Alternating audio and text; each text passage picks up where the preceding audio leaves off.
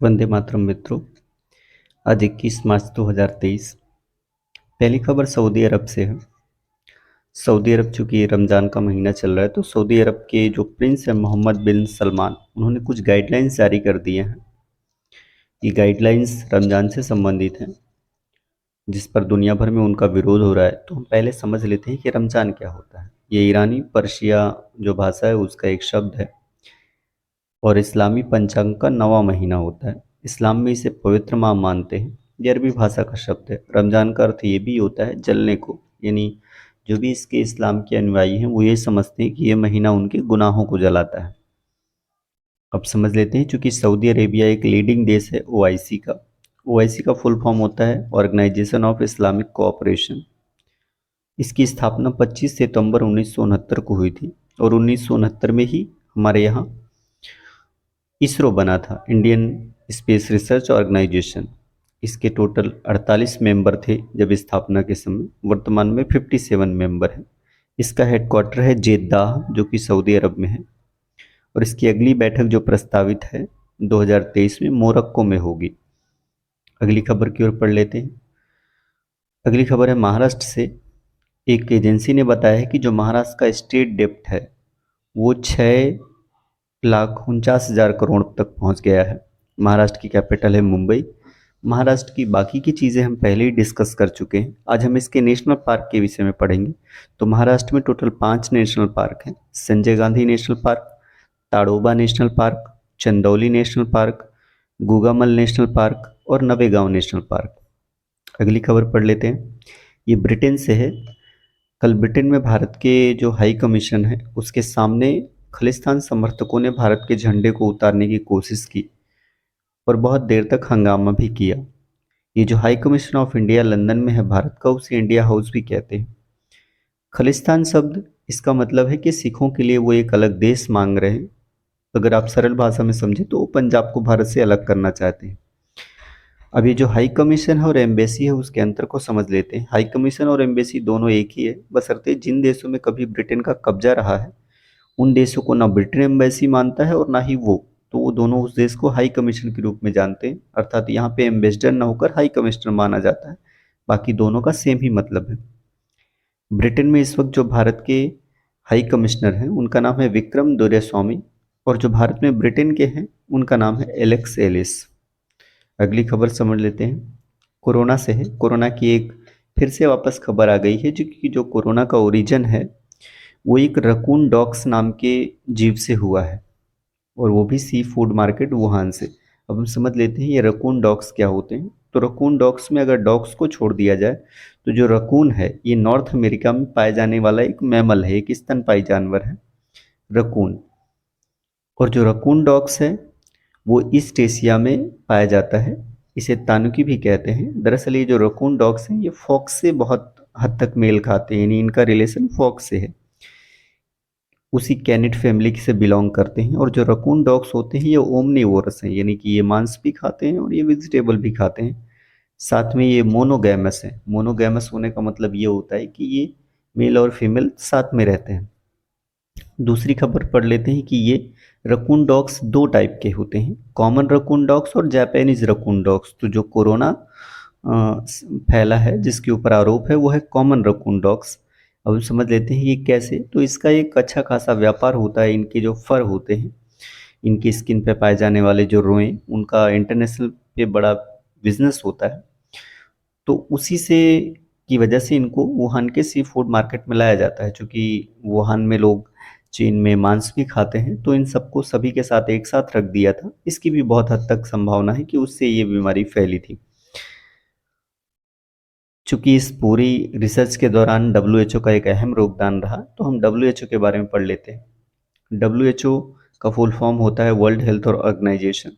Headquarter इसका Geneva में है और इसके जो वर्तमान में डायरेक्टर जनरल हैं टेड्रोस अधानम गेब्रेयस, क्योंकि जब से कोरोना है उसके पहले से यही डायरेक्टर हैं इसके। अगली खबर पढ़ लेते हैं। जो विश्व गौरैया दिवस है यानी वर्ल्ड स्पैरो डे 20 मार्च को मनाया जाता है। जो गौरैया है उसका साइंटिफिक नेम है पैसर डोमेस्टियस। ये 2010 से मनाया जाता है। और इसका उद्देश्य है कि विलुप्त हो रही जो गौरैया की प्रजाति है उसके विषय में जागरूकता बढ़ाया जाए। इस वर्ष 2023 की थीम है आई लव स्पैरो। ये जो गौरैया दिवस है इसको बेसिकली 3 संगठन मिलके बनाते हैं। इकोसाइस एक्शन फाउंडेशन, ये फ्रांस का है, और भी बहुत सारे राष्ट्रीय और अंतर्राष्ट्रीय संगठन है, लेकिन जो भारत की तरफ से है उसका नाम है nature for ever society of India.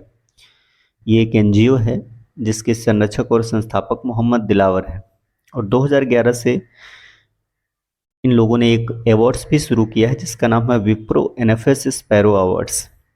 अगली खबर पढ़ लेते हैं। ये उत्तर प्रदेश के प्रयागराज से है। वहाँ के किसी प्रोफेसर ने एक ऐप बनाया है जिसका नाम है शास्त्रार्थ ऐप। आप इसमें गेम खेलते खेलते संस्कृत सीख सकते हैं, यही खास बात है।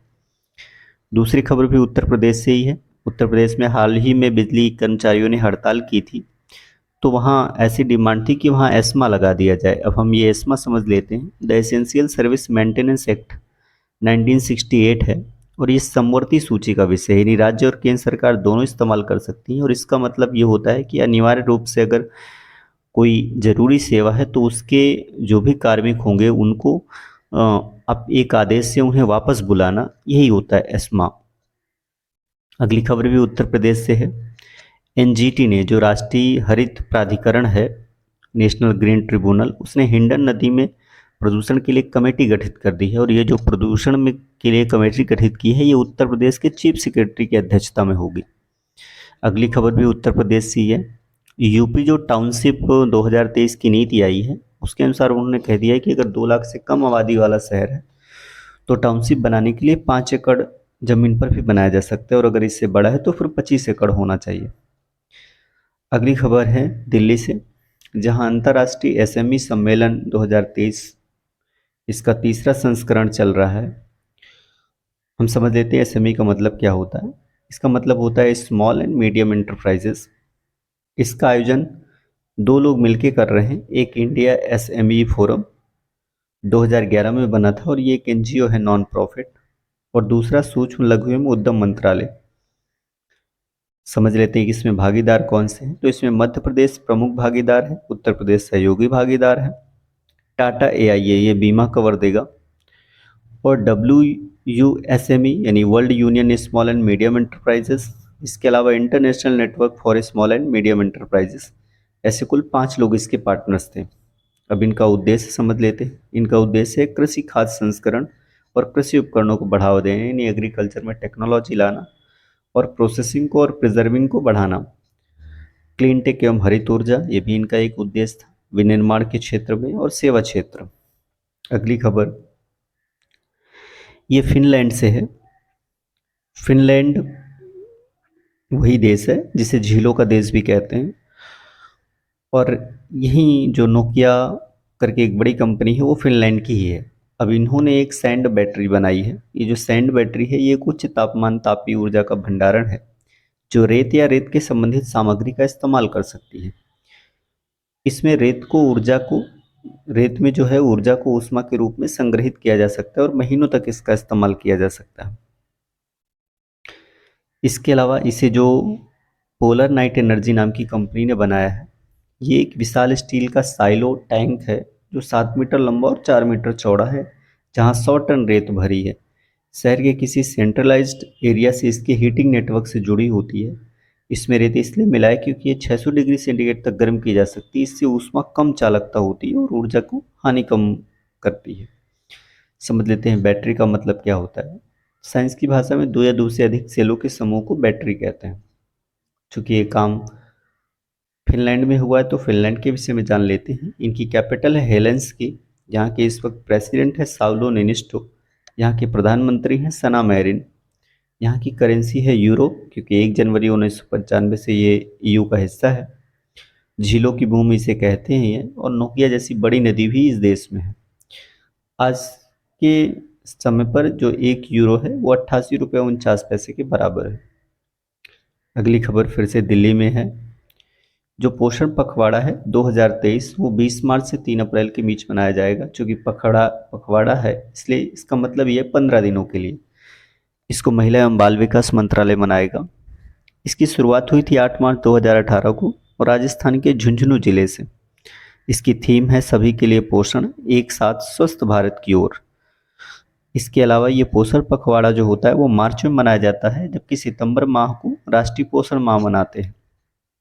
अगली खबर है टेनिस जगत से। कार्लोस अल्कराज गार्फिया, ये एक टेनिस प्लेयर हैं, बहुत ही कम उम्र के हैं, 19 साल कुछ महीने के हैं। इन्होंने इंडियन वेल्स मास्टर्स जीता है। इंडियन वेल्स मास्टर्स को ही इंडियन वेल्स ओपन भी कहते हैं और इसी को बीएनपी परिबास ओपन भी कहते हैं। बेसिकली इसमें इंडियन लिखा है, लेकिन ये जो टूर्नामेंट होता है वो कैलिफोर्निया यूएसए में होता है। अगली खबर है उत्तर प्रदेश से। उत्तर प्रदेश सरकार ने कहा है कि अखंड रामायण पाठ और दुर्गा सप्तशती का पाठ होगा नवरात्रि में। इसका आयोजन संस्कृति मंत्रालय उत्तर प्रदेश करेगा। इसमें 75 जिलों को 75 लाख रुपए दे दिया गया है। और यहाँ पे पहले हम समझ लेते हैं कि क्या संविधान के अनुसार ऐसा कोई प्रोग्राम मनाया जा सकता है। तो अनुच्छेद 51 में ए में कहा गया है, हमारी संस्कृति की समृद्ध विरासत को महत्व देना और उसे संरक्षित करना प्रत्येक नागरिक का कर्तव्य है। अब हम समझ लेते हैं ऐसे कौन कौन से आयोजन है जो मनाए जा सकते हैं। जैसे कुंभ मेला है, ये भी एक तरह का सरकारी आयोजन ही होता है, क्योंकि सारा देखभाल उसमें सरकार ही करती है। कुल्लू का दशहरा, हिमाचल प्रदेश इसको अंतर्राष्ट्रीय उत्सव का दर्जा मिला है। मंडी की शिवरात्रि, हिमाचल प्रदेश ये भी अंतर्राष्ट्रीय उत्सव में है। और बरसाना की लठमार होली को इसी साल राज्य की पर्व का दर्जा दिया गया है। चूंकि बात उत्तर प्रदेश से है तो पढ़ लेते हैं। उत्तर प्रदेश में इस वक्त विधानसभा की 401 सीटें हैं, लोकसभा की 80 सीटें हैं, विधान परिषद की 100 सीटें हैं, राज्यसभा की 31 सीटें हैं। मुख्यमंत्री योगी आदित्यनाथ हैं जो कि 33वें क्रमांक में हैं। सबसे पहले मुख्यमंत्री थी गोविंद वल्लभ पंत। यहाँ की राज्यपाल है आनंदीबेन पटेल, जो पहले गुजरात की मुख्यमंत्री भी रह चुकी हैं। और यहाँ की पहली राज्यपाल थी सरोजनी नायडू। इसके अलावा भी उत्तर प्रदेश में अभी हाल ही में फ्यूजन म्यूजिकल फेस्टिवल वाराणसी में हुआ है और वाराणसी को ही एससीओ की पहली सांस्कृतिक और पर्यटन राजधानी भी घोषित किया गया है। हाल ही में मुख्यमंत्री योगी जी ने सोलर सिटी के रूप में अयोध्या को विकसित करने का फैसला किया है। अगली खबर है भोपाल से। आईएसएसएफ की जो वर्ल्ड कप शूटिंग चैंपियनशिप है वो भोपाल में होगी। भोपाल जो कि मध्य प्रदेश की कैपिटल है, इसके विषय में हम पहले ही बहुत सारी जानकारियां दे चुके हैं। आज हम मध्य प्रदेश में सभी जो 12 नेशनल पार्क हैं उनके विषय में पढ़ेंगे। पेंच नेशनल पार्क है, माधव नेशनल पार्क है, पन्ना नेशनल पार्क है, सतपुरा नेशनल पार्क है, बांधवगढ़ नेशनल पार्क है, वन विहार नेशनल पार्क है, कान्हा किसली नेशनल पार्क है, कूनो नेशनल पार्क है, दिनसौर नेशनल पार्क है, फॉसिल नेशनल पार्क है, इंद्रावती नेशनल पार्क है, ओंकारेश्वर नेशनल पार्क है। अगली खबर है झारखंड से। झारखंड सरकार ने झरनी योजना पंजीकरण लागू किया है। ये एक रोजगार पोर्टल है झारखंड सरकार का, ताकि वो बेरोजगारों की गणना कर सके। चूंकि झारखंड की बात है तो हम पढ़ लेते हैं। झारखंड की कैपिटल है रांची। 15 नवंबर 2000 को ये राज्य अलग हुआ था। सीपी राधाकृष्णन यहाँ के गवर्नर हैं। हेमंत सोरेन मुख्यमंत्री हैं। यहाँ विधानसभा की 81 सीटें हैं, लोकसभा की 14 सीटें हैं, राज्यसभा की 6 सीटें हैं। इनका जो क्षेत्रफल है वो है 79,716 किलोमीटर स्क्वायर। और यहाँ का जो राजकीय वृक्ष है वो साल है और जो राजकीय पुष्प है वो पलाश है। यहाँ का जो राजकीय पक्षी है वो कोल है। ये जानकारी अच्छी लगे तो प्लीज़ सब्सक्राइब करिए और शेयर करिए। Thank you.